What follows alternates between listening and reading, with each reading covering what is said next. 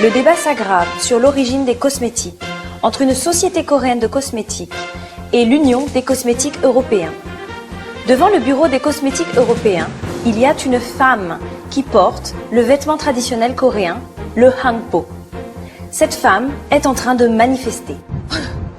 C'est une chose impossible d'exister. Comment avez-vous emporté la nôtre? Mais au contraire, vous nous demandez le droit de licence?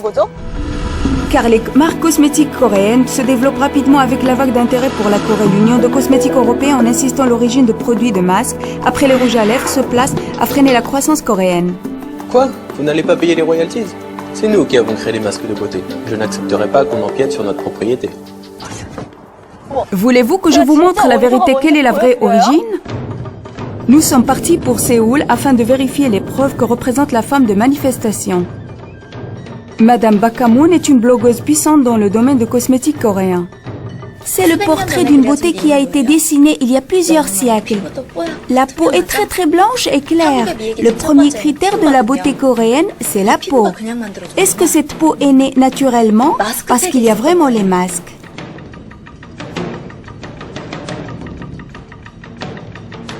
Pour l'histoire du masque, en effet, il y avait des documents que le masque était commencé depuis l'époque de Gojonson, environ 2333 avant Jésus-Christ. Et des monuments ont été découverts partout en Corée.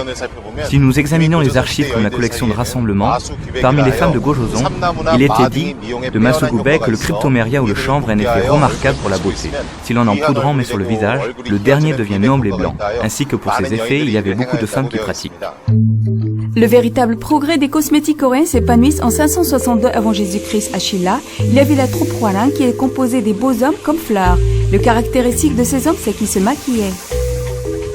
Si l'on voit l'enregistrement d'histoire, les jeunes Hwarang de Shilla, qui étaient les fils des grands dignitaires de l'État, se maquillaient concurremment en broyant des graines de mirabilis. Et encore avec le cartame de rouge, ils se maquillaient en couleur sur les lèvres et les joues. Dans les documents, c'était la mode sensationnelle, beaucoup plus avancée que le toilettage moderne des beaux jeunes hommes.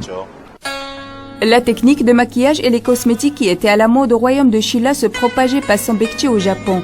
Les Japonais enviaient la peau blanche, les faisaient évoluer au maquillage de Kabuki. Les cosmétiques de Shilla sont allés aussi en Chine.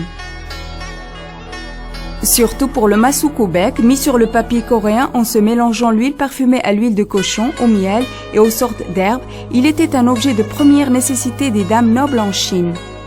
À cette époque-là, le masukubek, fabriqué à Shilla, était un produit qui ne se vendait pas, parce qu'il n'y en avait pas assez.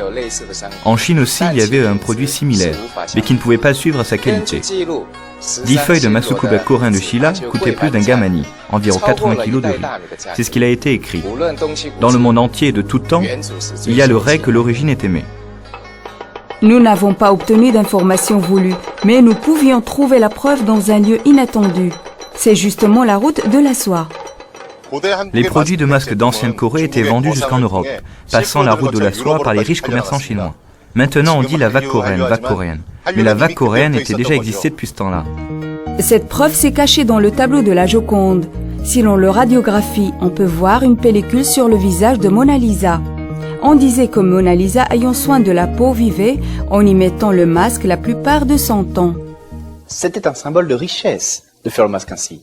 À ce temps-là, la vague d'intérêt pour l'Orient, surtout pour la Corée, était extraordinaire. La raison pour laquelle elle n'avait pas de sourcils était tout simplement parce qu'ils étaient cachés par le masque, et non pas parce qu'ils n'existaient pas. Ça veut dire que le masque coréen est-il l'origine? Iriez-vous jusqu'à dire que la tour Eiffel a été construite par la Corée? En fait, le design de la tour Eiffel se base sur celui de la pagode aux nombreux trésors en Corée. En effet, la tour Eiffel est aussi faite par le design coréen. Ça va faire allonger la discussion. Celui qui a rendu le visage de la reine Elisabeth en blanc, c'était justement grâce à l'effet de blanchissement excellent du masque coréen dans ce temps-là. Sur le récipient paru dans le dessin, il est marqué le bureau de la beauté qui était le département de beauté de la famille royale coréenne. S'il en est ainsi, est-ce qu'il y a une postérité succédée apprenant la méthode secrète de soins de beauté en Corée? Si nous la rencontrons, peut-être se résoudra-t-elle la question de l'origine de masque. Nous avons rencontré M. Yu Hyung-ho, le représentant de génie connu, le masque de Hayumi. Quelle est l'origine du masque? C'est justement la Corée.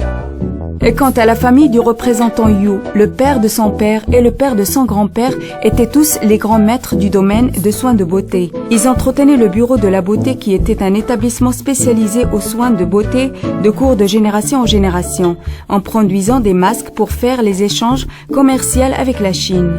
Je le dis maintenant seulement, depuis plusieurs générations, lorsque nous nous sommes réfugiés pendant la guerre. Nous avons même protégé cette collection comme notre vie. Ainsi, nous avons pu la sauvegarder sans la faire piller, dans laquelle sont inclus toutes les informations de masques et de cosmétiques de nos ancêtres. Allez, allez, c'est bon maintenant. Vous voulez savoir trop? C'est le secret de génie. Donc si c'est comme ça, est-ce que la famille Yu a inventé le masque? Je n'ai pas dit qui a inventé le masque. Mais si vous voulez vraiment savoir, c'est sûrement nous qui sommes à l'origine du masque. Est-ce que c'est vraiment la Corée qui est à l'origine du masque? Origine? Est-ce que c'est elle qui peut calmer le marché mondial de cosmétiques en confusion par la polémique du droit d'exclusivité?